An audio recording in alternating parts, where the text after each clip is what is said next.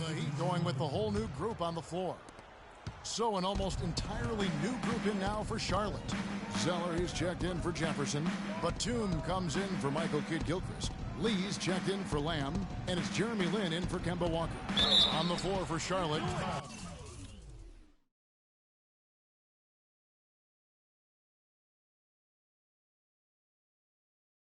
We've got Marvin Williams.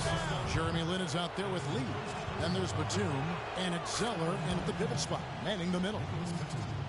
And guys, Nicholas Batum is a real greyhound on the floor. The guy's got extremely active at both ends of the court, Kevin. Great versatility. He can defend three positions, and he's played big minutes for the Blazers. Both free throws good from Batum. And Nicholas Batum injuring his wrist last season. He was pushed in the back by Larry Sanders on a dunk and went down hard. Move the ball. It's sticking too much. Now here's Freak, defended by Lin. Stolen by Jeremy Lin.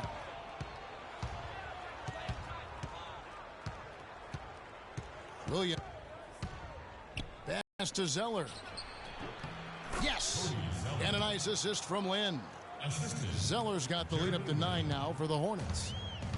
We saw that wrist bother Batum all season long. His shooting numbers down drastically. Clark, a major blow for him. And you know what? The league might have to look at that. I mean, Sanders got a one-game suspension, but is that really enough to discourage that kind of reckless foul? It's a thin line, but I think it's worth a further look. Lets it go from 14.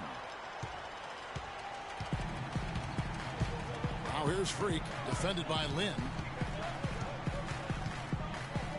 Shot from the top of the key. The shot no good. Ill-advised shot there, Clark. Yeah, exactly. That was lower than low percentage. And a wide open look for Lee. No good on the three. The Heat trail by 6. Now Freak. He's got 10. 40 seconds left to play in the third. Foul call that time on the way up. That'll give him 2 chances at the free throw line here. You look at the stats for Freak. He's got 10 points, and he's done a little bit of work behind the arc. He's got a pair of three-pointers. And you know what? The defenders have that in the back of their minds now. They'll be on him a little tighter. That free throw, no good. And the Heat making a change here. Green's checked in. And that trip coming up empty, missing both.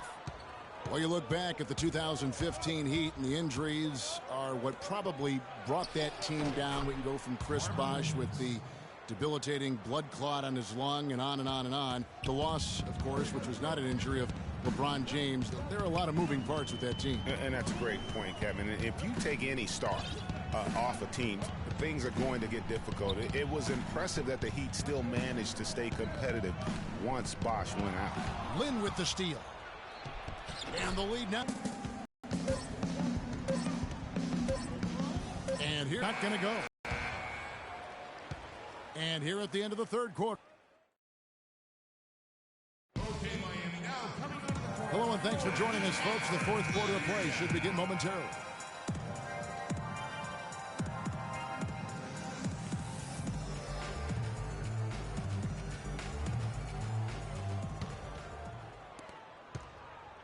And Miami shooting a pretty low 34% thus far. Dang. 41 seconds left in the fourth quarter of this one. Now here's Walker. And he uses the glass on the layup. And the Hornets lead by 11. Terrific run to seal the deal. Yeah, and now let's just keep an eye on how much longer they keep the foot on the accelerator. Now here's Freak. He's tightly guarded. And the shot is good.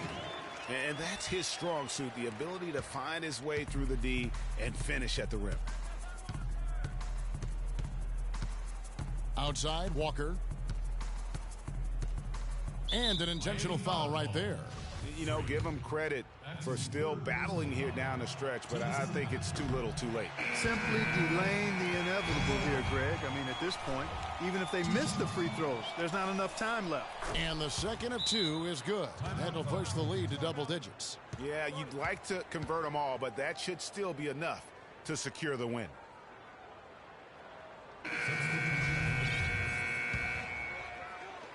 Five seconds left in the fourth. Here's Freak. So no problem for Charlotte as they get the win. A solid win on the road for them. This building was dead silent by the time GA this one wound down.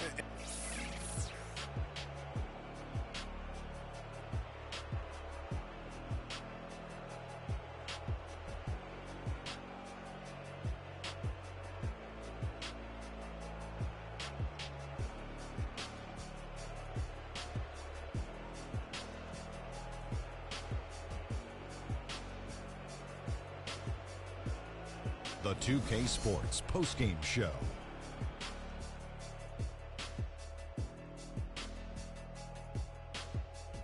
Thank you, Kevin. And now we have the opportunity to present our Jordan Player of the Game, Michael Kidd-Gilchrist. Well, he certainly pulled his weight in the rebound department. His energy and his positioning were fantastic. Forget about everything else he did. His work on the glass alone had the big impact tonight. He went about his business tonight so efficiently on the offensive end. It was very savvy. It was a heads-up performance. It seemed like he had his hand on about every single basket, from scoring to assist. And that's it for our broadcast here tonight. But we're just getting started on a new